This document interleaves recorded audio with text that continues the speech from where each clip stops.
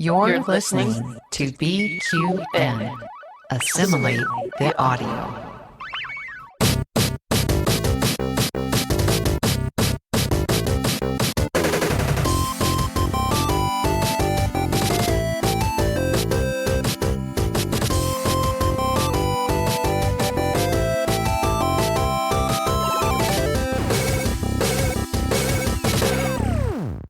Hi, I'm Davey. And I'm Mitch. I'm back. And we are The Bargain Bargain Bin Bin Gamers. Gamers. Oh, it's hard to sync that up with these headphones on, by the way.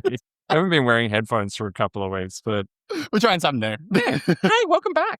Oh, thanks for having me back. It's so good to be back. It is good to be back. And this is the podcast and YouTube show and occasional Twitch stream where we celebrate diverse creatives and players in gaming. While also looking after your hip pocket And we're finding those hidden gems along the way. along the way. I don't know. Forgot for a week, okay? I know.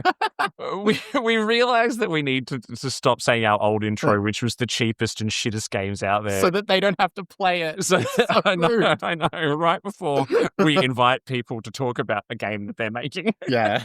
Hi, welcome this random person who's making this game, and it's their whole life passion, Yeah. but we're calling it shit. Yeah, no. What a great way to introduce I know. Look, we've evolved. We can learn. We've learned how to evolve and change and adapt to the times. But Yeah. hey, how are you feeling? You had a little bit of time off. You had a little bit of a thing. So good. Had my BBL surgery, so I feel great. I'm joking, obviously. No, I'm good. I'm back to fighting force. I can sit upright again. I don't need to get out of bed like a pregnant lady, which is quite nice. That's wonderful. What's a BBL surgery for the uninitiated out there? Anyone who's listening is initiated. But no, I had mild hernia surgery. So unfortunately, I was a bit bedridden. But lucky we had some handsome extra guests step in and look after the space while I was gone. did. Thanks again to Jake and Moran, the Melbourne Gamers. I know. It's been good. And so did you get much done in that time while you were out? No, I did get a lot of gaming done. So I was playing a lot of Marvel Rivals, and I was playing an ungodly amount of Pokemon Emerald Sea Glass. For anyone listening, for anyone watching, highly recommend if you like Pokemon. It's a little ROM hack version. Nintendo, if you're watching, which I know you are, don't listen. But yeah, it's very charming and very cute. So what have you been up to in my absence? I have stopped drinking. Is there a correlation there? No. There was an implied one. Anyone who's been around me whilst I've been drinking recently will understand. No, just kidding. No. Okay, so as you know, so you may not know, but I recently asked Mitch to be my best man at my wedding, which is happening next year. And I need to get fitted for a suit soon. And I don't like my current waist size. So I've been making a few healthy changes, not because my fiance has said, remember that the suit fitting's coming up soon. Every time I have a drink of red wine, I'm like, okay, never mind. Because that's how it should be working. I know. It's a very supportive and loving relationship. Hey, it's your marriage. Hey, you know Anthony, I and do you know know him that very well. you know that that's on brand. It is so on brand. But it's been kind of good actually. 7 days in, no one's dead yet. I love how you're making these big life jokes. You're like, I'm a week in and I'm crumbling. Yeah, Like, exactly. Hey, I did karaoke last night, stone cold sober, yeah. with a group of friends who were fucking off their tits. I had my Instagram volume turned up a little bit too high for those stories. Let's just say that. Yeah. NSYNC's Bye Bye Bye has never sounded more gruesome than it did. But anyway, well, it was good to hear you got some gaming done on your break. Well, being bedridden will do that to you. There's not much else you can do. Yeah, I'm still a slave to Xenoblade Chronicles X, which I've now poured over 50 hours into on the Switch. Oh my God. Just because I wanted to get up to the point where my little mech could fly. And how's that? It took 50 hours. Oh my God. Because I had this week off work, which has been good. So anyway, hey, whilst you've been away, we had a few treats. We had Dr. Xavier Ho, which was really, really cool. I also got to meet Enzi, who is making the Game Boy game Gas Station Story, which is really cool. And today we've got 2 special guests, one of which we met at PAX last year and got to play their game. What game was that? That's Burger Boys with an I. Burger Boys with an I from Mischief Maker Studios. So We're really, really excited to introduce today the brother and sister combo from Burger Boys. You can call it a meal deal, a little mass. Oh my God. Unprompted, by the way. Didn't even think of that one. Yeah, it is Alex and Jess. Hi, guys. Have you ever been introduced in such a charming way before? Honestly, 10 out of 10. Yeah. I'm going to start referring to us as a meal deal next time people come to the business thing. Yeah, it's a combo. Usually we plan that, but he just thought of that off the dome, which I'm kind of shocked by. I know. Who knew I was that funny? It's news to me, and we've been doing this for a while. How are you both? It's so good to see you. Yeah, good to Good, see you thanks both for having us. too. Yeah, so brother and sister combo. I'm just going to keep saying that. So Mischief Maker Studios is your brand, which you are developing your game Burger Boys, which we obviously want to talk a lot about today. But tell us, how does a brother and sister come together to make a game development studio? I often call us best friends before I call us siblings. We've been, I'd say best friends ever since we got into cosplay at 14, and Alex is like, dear God, don't remind me. But that was kind of, I guess, where we started getting used to working together and collaborating on things. And then after we stopped cosplaying, we volunteered together on the New Zealand Games Festival. My background is in graphic design. Alex's background is in writing. And so we were on the marketing team for the festival. And we kind of realized at that point, like, oh, okay, not only do we work really well together in a like semi-commercial context, but also you can actually make games in New Zealand. What a concept.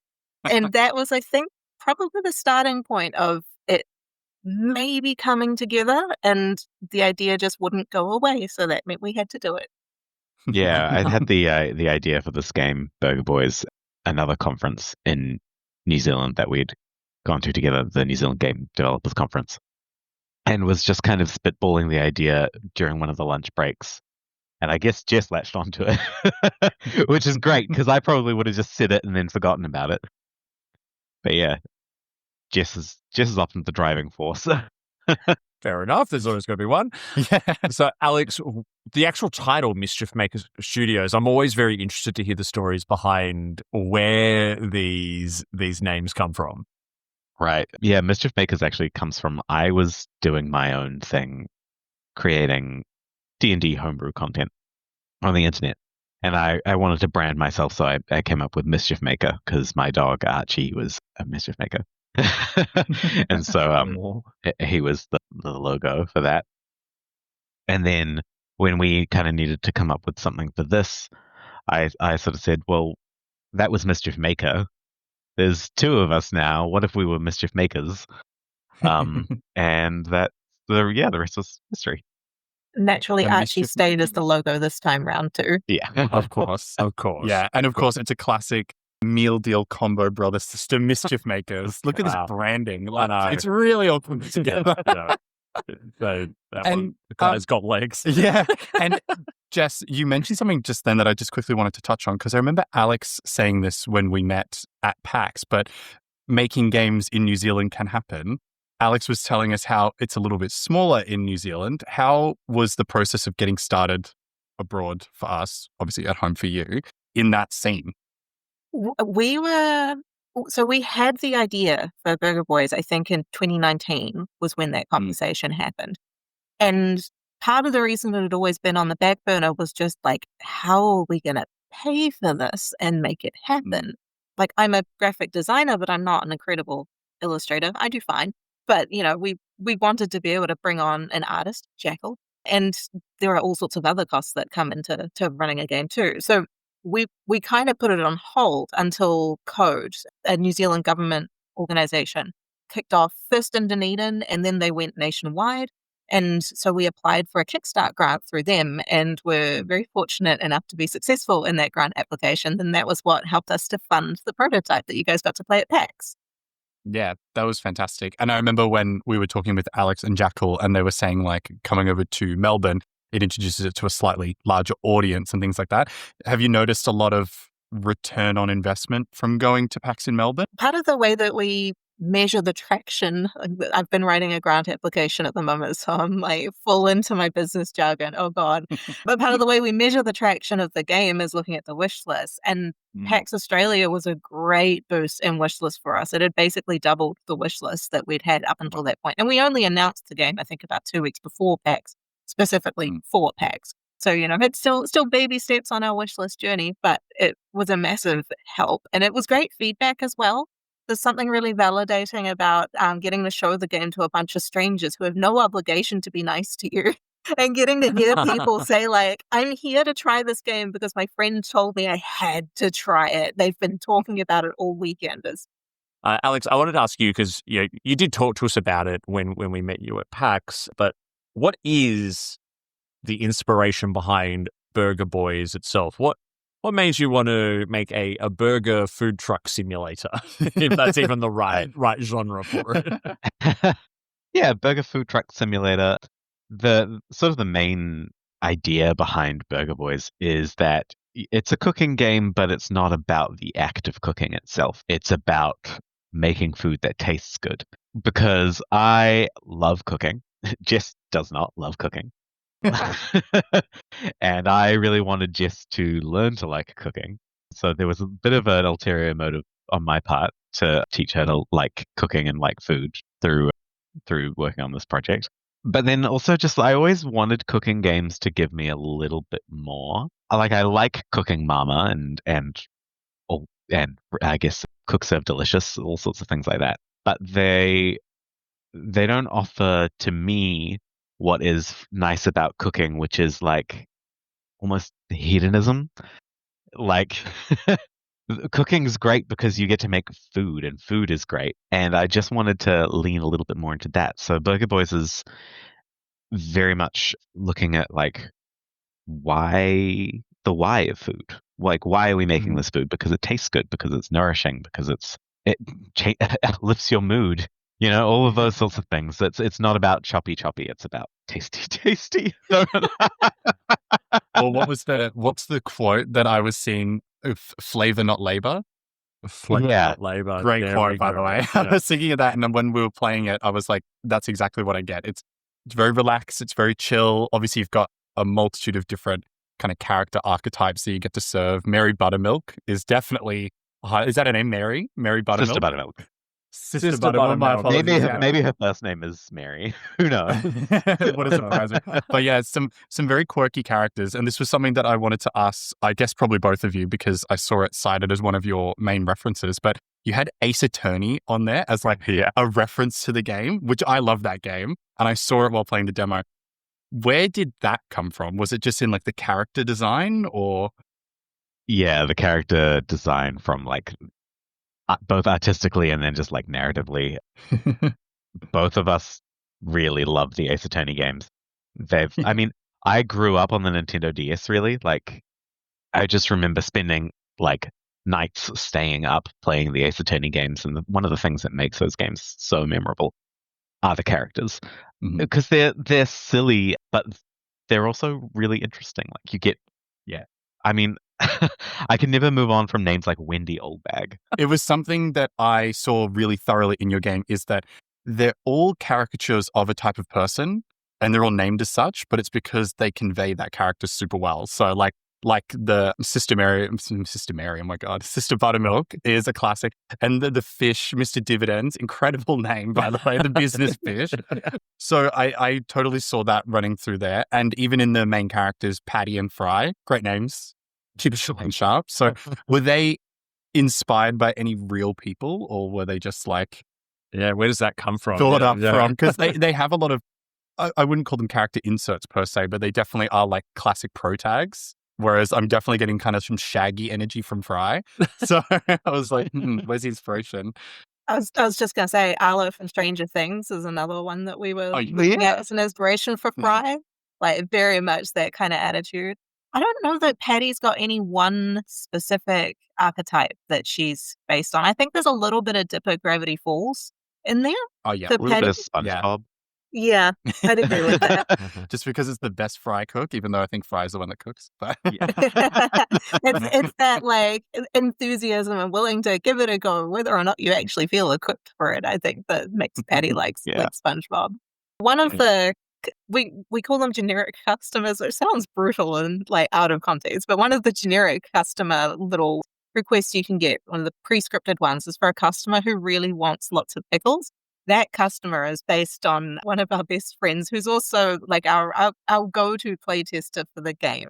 She's like, if I were to boil down every aspect of our target audience into a single person, that's her. And so that particular customer who loves her mattress topper and like absolutely goes nuts with pickles, that's based on Val.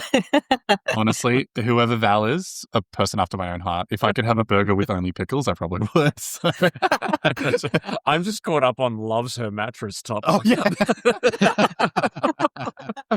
We've been fortunate enough to play the demo, and both at PAX and recently as well. And for those who haven't, I think for what Alex was talking about before in terms of the difference of this as a cooking game or a food game, you mentioned games like Cooking Mama, and I think about Overcooked as well, which are these real stressful, like, you've got to do the actions, you've got to make sure you do the chopping, and you've got to do this and you've got to do that. And but this is more around actually crafting something that is really flavorful, that someone is going to enjoy and love, because each character comes up and asks for, I want something that's really umami, but I don't want I don't want it to be high in carbs, so I need a keto bun and absolutely no blue cheese.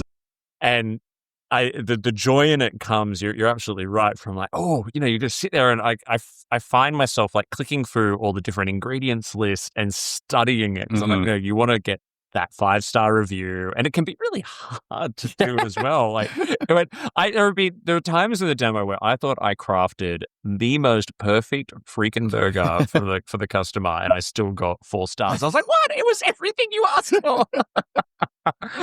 Which is really fabulous. So well done. Like it's the prototype and the concept is really tapping into something different and unique in this genre.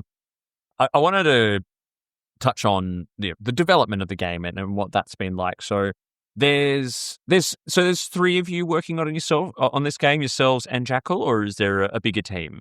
That's our core team. We also have a guy named Anthony who does our music and our sound design for us, which is a very important aspect of the game, but less of a always on part of development, if that makes sense. That work tends to come in waves. That's I guess our core team. We had friend Stevie doing a little bit of community management stuff for us recently, which has been awesome. They've moved on since then, but it was really nice to have another set of hands on deck.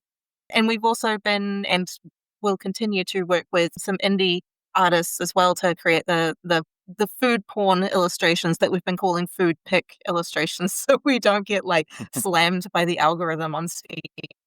We've had an artist named Sharky's do the first 2 of those. So for anyone who was at PAX who got either the pickle burger or the barbecue bacon cheeseburger artwork, both of those were by Sharky's. Yeah, nice. Incredible. Yeah. And so we know Jackal's doing a lot of the artwork, and it is incredible because we sat down and played the demo a little bit before we got on to chat to you. And thank you so much for providing us with a copy of it. But Mitch just kept saying, like, I was out, like, I was trying to organize a few things in the background. I could constantly just hear Mitch going, this is so beautiful. I love it. It's so colorful and so bright, which is really cool. But between yourselves, what are the different roles? So starting with you, Jess, and then we'll hear from Alex as well. Like, what are the different roles that you're playing in developing this? Tiny team, many hats. So for me, how long do you have? How long do you want? My a high level, I guess, like, because there's sort of like the studio level and also the project level. Like on the studio level, Alex and I kind of see the split as like I am the studio director and Alex is the creative director. Within the game itself, I've been doing like the biz devs work, so that's why I'm the one writing the grant application and doing the programming. I do the UI and the UX design as well. I would say that I am the art director, but honestly, like Jackal's got such a fantastic vision for the game that I'd say almost co-art director. And in a lot of ways, I think that their personal style brings a lot to the project that it wouldn't have if it were just me. But I suppose that's true of any project with an art director. And then speaking on Jackal's behalf, so they do all of our 2D art for us, so our character design and our ingredients. The background that's in the demo that you've seen so far was one done by me, but they're going to be doing the backgrounds going forwards, just so that we can bring a bit more whimsy and style into it. And then, as I mentioned, Anthony does sound design and music, and Alex. I mean, my background's in writing, so that's sort of where I lead. I do the narrative design and sort of the overall game design. I work as a game designer in my day job, so a lot of documentation, anything like the minutia of what all the different ingredients do, what ingredients we should put in the game, all the dialogue. This is a really long way of saying I do the writing. Writing, game design, and marketing although we haven't stepped up into much marketing yet.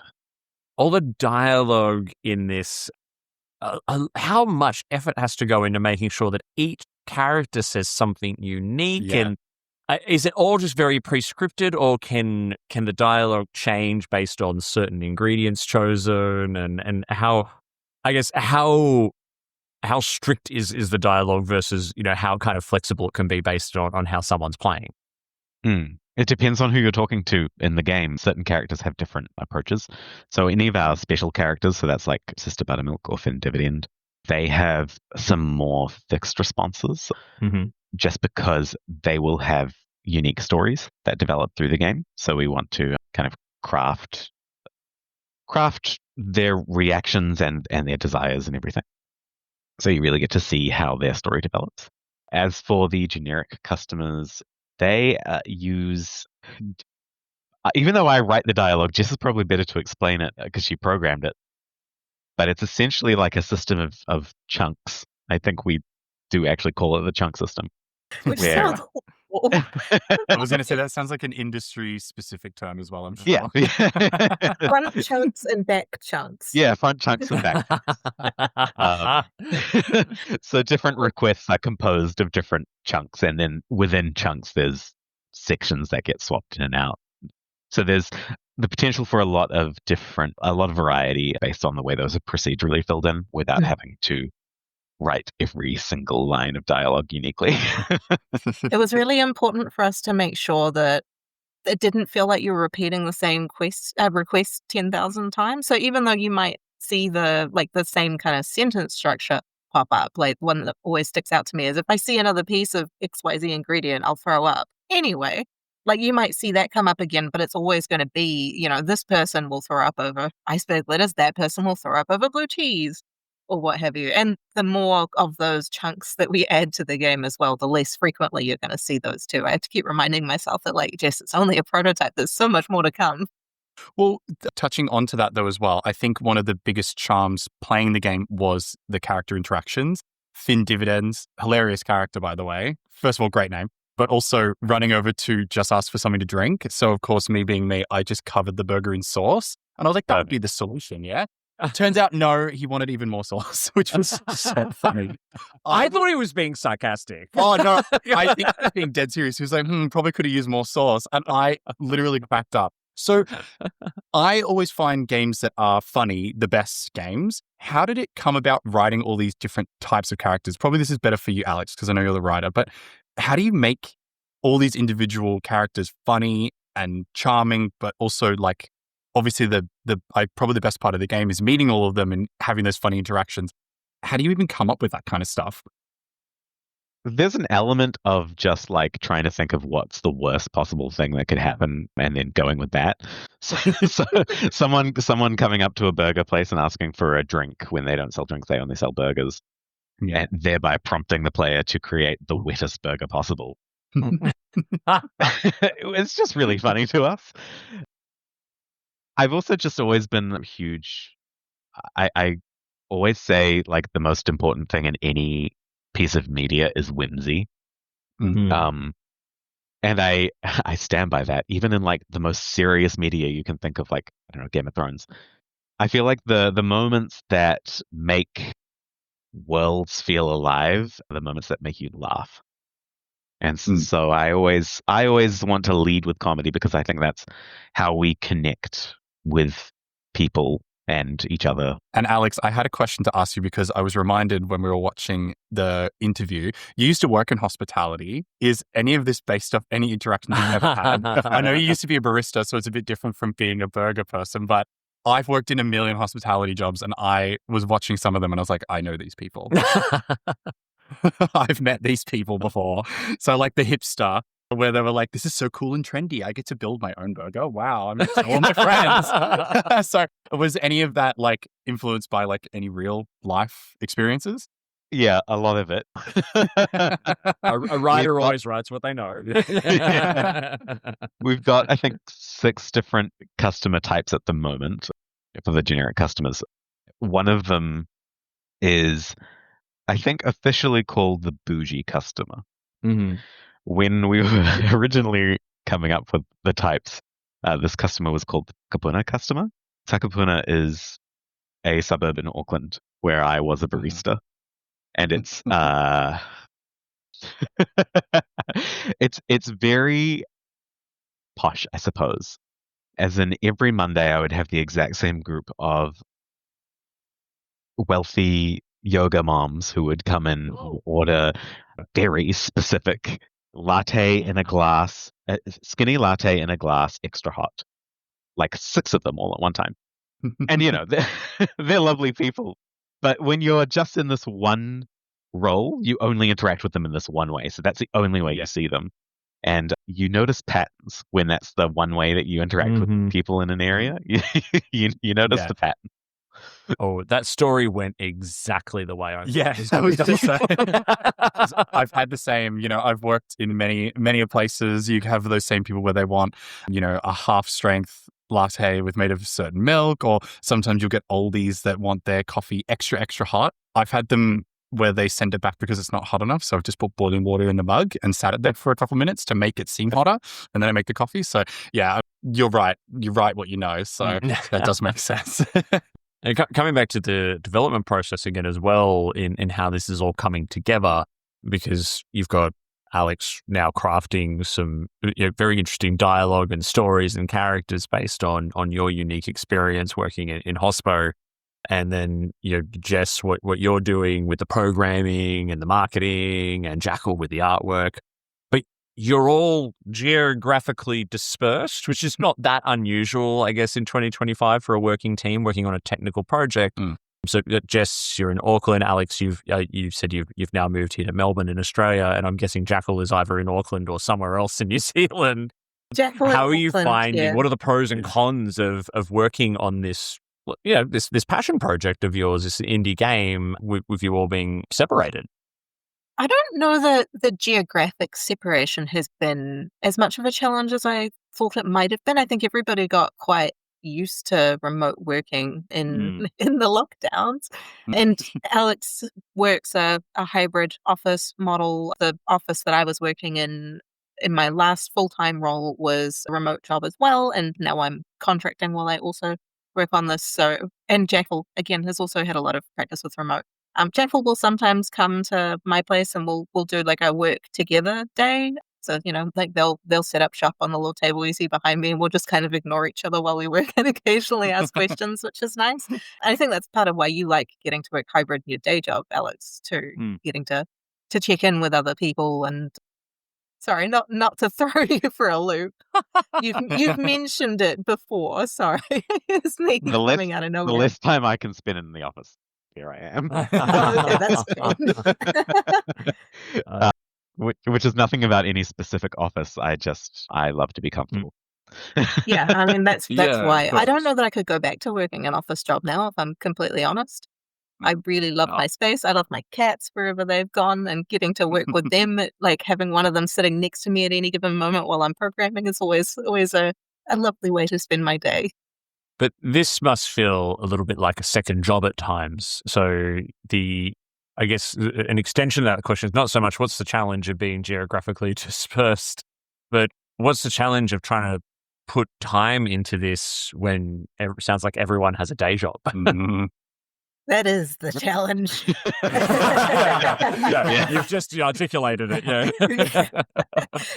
From my end. I was working. So when we received the grant, I went down from full-time hours to part-time hours at my last job, and they were able to keep me on, but they were also a small team, so they were only able to keep me on for a couple of months in that setup. And the intention then had been to go straight into contracting and also doing Burger Boys. But around the same time, we signed up for PAX Australia, and that meant that we wanted to make sure the prototype was in a beautiful place rather than a nightmare disaster place. So I went full-time for about 6 months, which took a lot of pressure off. And then after PAX, went back to contracting. I actually contracted pretty much full-time through December and January just to kind of get the bank balance back up a little bit. But I'm also very fortunate that my partner is a teacher, and he's, that's the most stable job on the planet. So it means that we have at least his income to kind of help keep us afloat. It's not quite enough to pay the mortgage on its own, but it it means I'm not completely stressing about money while I'm also working on the game. At the moment, I've been contracting, I think, 2 days a week and then doing Burger Boys 3 days a week. So I'm on the project most out of anyone. Jackal is also contracting, I think, technically, with another game studio. So we have them for 1 day a week. And Alex, I think you usually give us 1 day of your time too, don't you? Yeah. And yes, and making progress in that kind of setup is an interesting challenge. It's like, for me, especially, like, as the programmer, oftentimes I'm having to kind of step on Alex. It feels like it to me. Alex would disagree, I suspect. I feel like I'm stepping on Alex's toes when I make design decisions while I'm programming things. Yeah, as I said, Alex would disagree. Saving me work.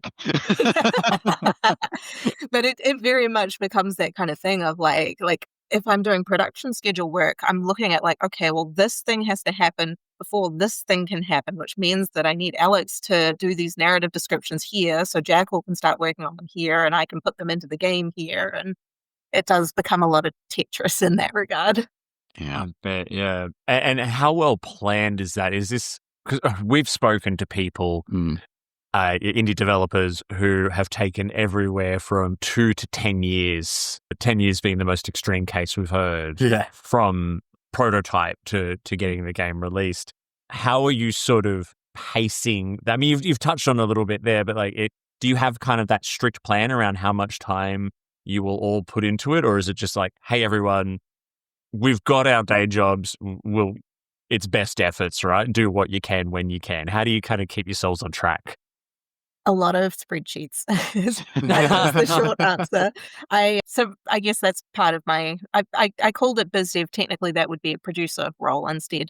But part of my responsibilities is planning out like, okay, well, what things do we need to get done and how long are those things going to take? And I'm in the process of revising it at the moment. It's like pulling teeth. It's one of my least favorite tasks to do, but I also need it for that grant application I mentioned. So it's a good way to force me to actually follow through and doing it. But generally speaking, like each week, we do all of our company comms on Discord, and we have a channel for stand-ups, which like each week, rather than doing an actual stand-up meeting, because we're all working on different days and that kind of thing, I just send through a list of like, these are the things that each person is expected to be working on this week. This thing is overdue. This thing is supposed to be happening this week, but it can't happen because it's roadblocked by this other thing. And that seems to be working for us reasonably well. We should probably be using Jira or something, but if it ain't broke, don't fix it. Yeah, might remind Alex too much of work if you're using it. I can imagine that as well. Like, obviously, because you guys are siblings, and as you said, you guys are best friends. Like, I mean, I'm not going to speak for you, but for me and my best friends and my siblings, if I want something done, I'll just message them saying like, "Hey, mate, can you pick your shit together?" Like, get to work. Obviously, there's obviously a business setup as well. But sounds like us trying to run this podcast. One of us is the bratty younger one, and one of us is the bossy older one. So, That's the time. Yes, but something I wanted to ask, maybe Alex might be the best person to answer this because you were there, but obviously Jess, you'll know as well. But from that launch, I know that you set up all that work to make sure you had like the good product to take to PAX and things like that, and it was really great. And you had those really cute little aprons that I would love to buy if you have a gift shop. But with the actual information that you got, have you made any implementation and changes from the feedback that you received? I know you said you got some pretty unbiased and potentially brutal feedback, but is there any that you got that you've already started implementing? Man, I was just rereading the notes that we took after the event yesterday, and suddenly they all left my head. Mm-hmm. I was just interested to know because I know that from those, because you get such a pool of responses, whether someone was like, oh, like maybe this could be changed and stuff like that. But you guys have such a clear art direction, so I don't see how much the actual game could change. But we've had, and sorry, I'm answering on Alex's behalf because you look like you're stuck. I'm definitely stumped. We've had, like, on the art direction side of things, like, people love it. Like, general public was effusive, absolutely fizzing about the art direction. We were able to, Jaffel was able to check in with an art director for advice while we were over there, and they had some really good comments around bringing in some consistency of the character design. Like, one of the things that we were quite keen on with our art direction is not to make everybody look like they were kind of cookie cutter, dress up doll kind of thing. Like, we wanted each character to feel like they were not just drawn over the same template. But the flip side of that is if you were to put all the characters in a lineup, it's not necessarily immediately clear they're all from the same game. So I think there might be some little tweaks we make to that along the way. Maybe less so to the existing characters that we've already got. It might be more a case of looking at common themes through the existing characters and then repeating those themes in the new ones. I always think of SpongeBob when it comes to the idea of, like, characters with wildly different shapes, but you can tell they're all from the same thing. And I'd love for us to be able to capture that same essence here. Gameplay wise, the main bit of feedback was that Thin Dividend was too hard. It made me laugh that you brought that up, because literally last week I found a bug that was part of the reason why he was so hard. So it might not have been your fault, but he wanted more sauce. It was like a logic error in the background that I hadn't caught until then. But that's why we play test. It's how we discover I these just things. thought it was absurdity, and absurdity to me is comedy. So I laugh. Yeah, it's not necessarily a bad bug. Yeah, no. The other thing that I found really novel that stuck out to me after PAX was the like we were kind of keeping track of, like, what buttons people pressed and what features people were interested in just on the back end. We had one person who designed 4 burgers, and over the course of those 4 burgers, they rearranged their ingredients 139 times. And that to me is wild. Like, rearranging the ingredients within your burger was a feature that we weren't actually sure we even needed before we started playtesting the game. And every playtester asked for it, so we put it in. And then getting to see that one person in particular at PAX go ham on it was like, okay, yeah, I see why people wanted this feature. Apparently, I didn't even know it you matters to could them. do that. So there you go, different players. I didn't even. Yeah. I just did everything in row. Oh, there you go. And I guess that leads into, well, what's next? Like, so, I guess there are things I'm wondering about. Well, what are your plans to show more of the game? But also, what are you working on to put into the game as a whole? Like, we've gotten some very specific things to play with in the prototype, which is just the assembling of basic burgers. But I know you've got some other stuff, like keeping your stock up, and it looks like there's some social media interaction with being able to share your creations and all that kind of thing. So what's the bigger plan? What can people be excited about for what we might see next in the game? This is all you, Alex. Oh, me? Okay, yeah. I can Yeah, by the way. So the prototype, you're right, was sort of our core loop. That's about the designing the burgers and everything. So we're looking at what in game design is the meta loop. So that is I guess if you think of Pokemon battles are the core loop of Pokemon. And then the meta of Pokemon fanboy over here. So. Oh, great. So the meta game of Pokemon is leveling up your Pokemon, getting new abilities, moving around, getting badges, progression. They're called badges? Yeah, it's been a while. So we're looking at what's our meta game. We're looking at adding different locations, being able to move your truck around, both managing your stock level and also acquiring new and exciting ingredients. So you won't just be stuck with the same burger ingredients the whole game. You're going to unlock new ones, and that'll open new avenues to satisfy or horrify your customers. We wanted it to feel like you are living the fantasy of a burger truck, not living the reality of a burger truck. So we played with a few ideas. We looked at the idea of adding stress as a mechanic where, there was actually a consequence for doing poorly with burger design. And there is still a consequence. You don't earn as much money and you don't earn as much of a reputation bonus. But we play tested this with the idea of stress and just kind of ended up deciding that if we want the game to feel relaxing, we should focus on relaxing. So we took out stress and added in rest. And so we wanted to introduce this idea that you could rest on one day to have more time the next day. So each day you're going to have an amount of time that you can spend selling burgers, managing your inventory, responding to social media posts and reviews, and really doing all of the fun parts of owning a burger truck and none of the horrific burnout and dark reality of hospitality. Yeah, I was interested to sort of see how you might take that whole, responding to social media and online ratings and reviews, because the first thing I immediately thought about when I started getting star ratings for the burgers I was producing is, so my fiance will not go to any restaurant or bar that has less than 4.2 stars on Google. That's his rule. Like a friend organized a bottomless brunch yesterday for their birthday, and it was 3.8 stars, and he was mortified. Look, in Melbourne, I agree with that. In Melbourne, yeah, exactly. If it's got like enough negative reviews, because there are so many people reviewing places in Melbourne, if it's got enough negative reviews to be below 4.2, it's probably a 1 star. Melbourneian pastime is really rating hospitality venues. Oh yeah. But it's interesting. But that's such a modern reality of having to run a hospitality business. Yeah.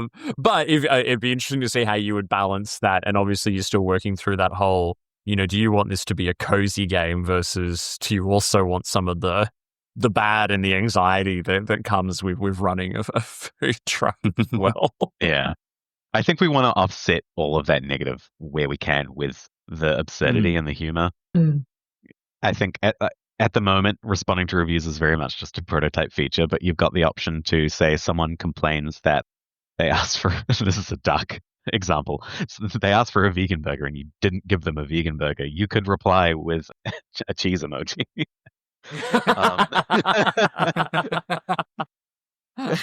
And it's not necessarily going to help your reputation, but it is cathartic. Yeah. Playtesters have the rude personality type customer come up, and they'll make their request like, I'm going to hurt your family if your burger has got cheese in it or whatever.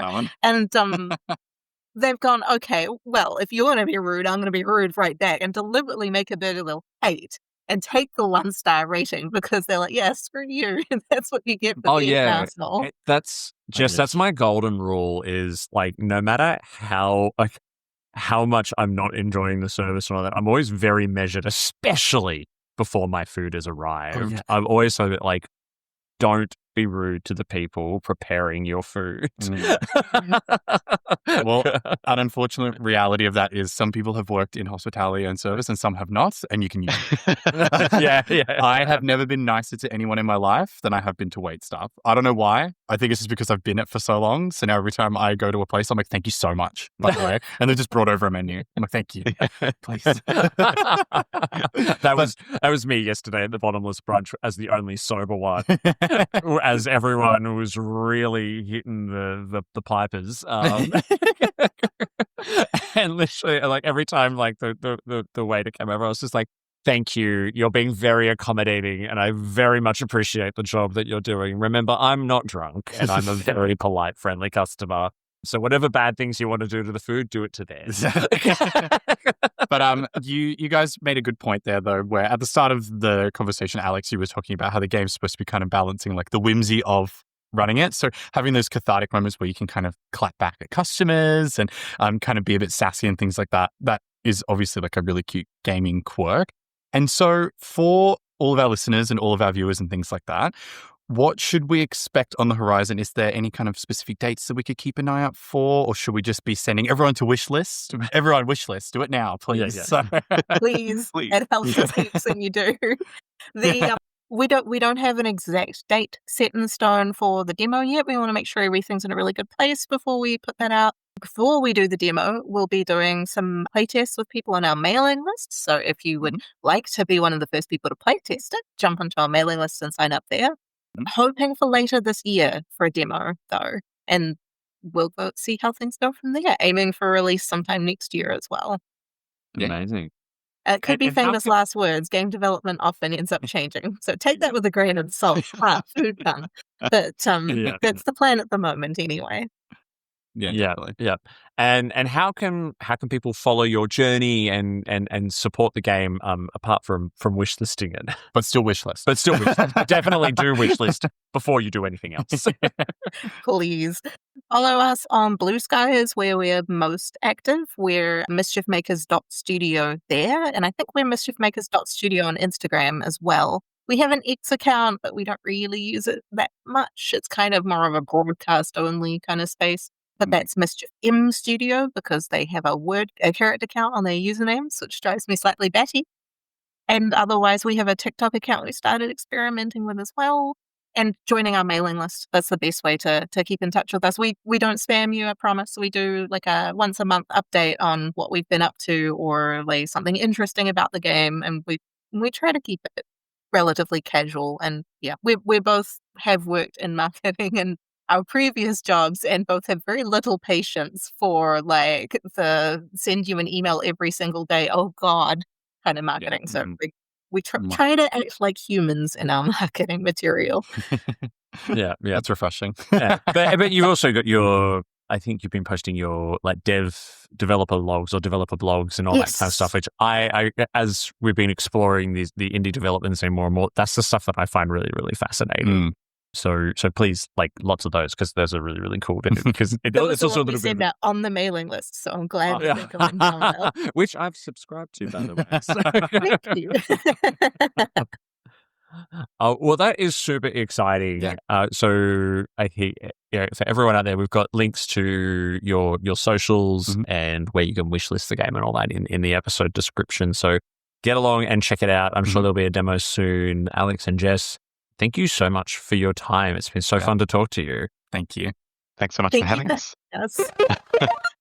Well, I am starving. I think we're going to get a burger after this. I think we are going to get a burger. I'm so hungry. I'm really hungry. And we've just been talking about food and burgers and delicious low stress burgers as well. Delicious low stress burgers. I think we should go have a burger for lunch. I'm going to need one. We're going to need a burger for lunch. I was so cool. I really love the opportunity to get to talk to people like Alex and Jess and just hear about these amazing little games. They're just so fun and so unique, and it's a whole world, people that you really need to get on board with. It's so cool. Yeah. And Burger Boys is very up my alley because it's like low stakes gaming as well. I'm not good with high stress gaming, so playing like cute quirky games is definitely a bit more up my old alley at the moment because I'm getting old now. You know me, ancient.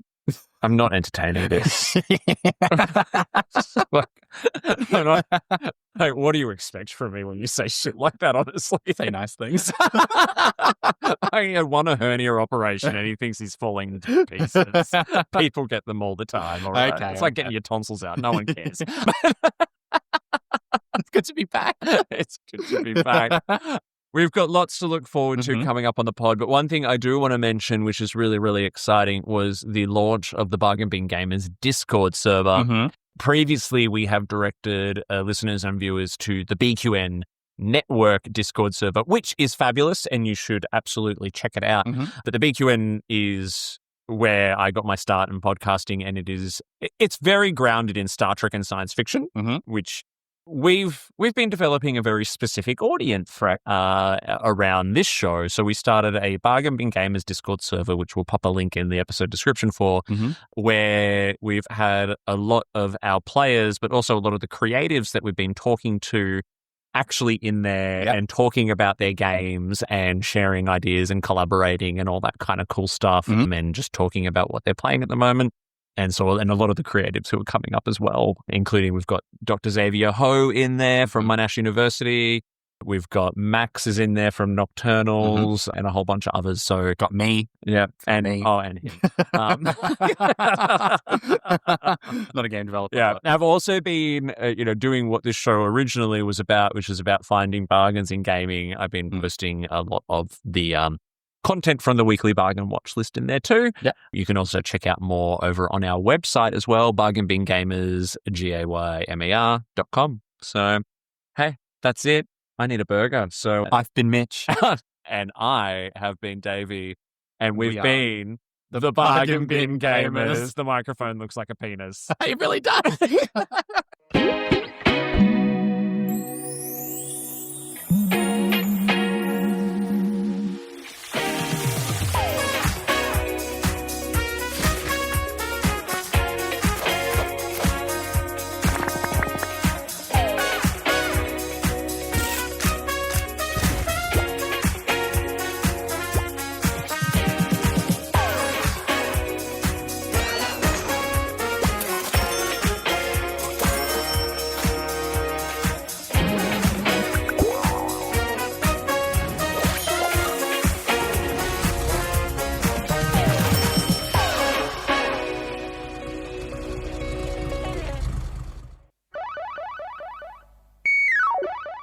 If you enjoyed this episode, make sure you give it a big thumbs up on YouTube or follow the podcast wherever you get your podcast from and leave us a 5-star review. Be sure to follow us on Instagram and Blue Sky and follow along on our live Twitch streams. You can also continue the conversation in our BQN podcast Discord by clicking the link in the episode description. Don't forget that the Bargain Bin Gamer is part of a larger network of podcasts called the BQN. You can support this and other BQN programs by becoming a patron over at patreon.com/BQN. We'd love to hear your feedback on the episode. Leave us a comment on YouTube or send us an email to bargainbingamer, GAYMER, @gmail.com. Until next time, au revoir.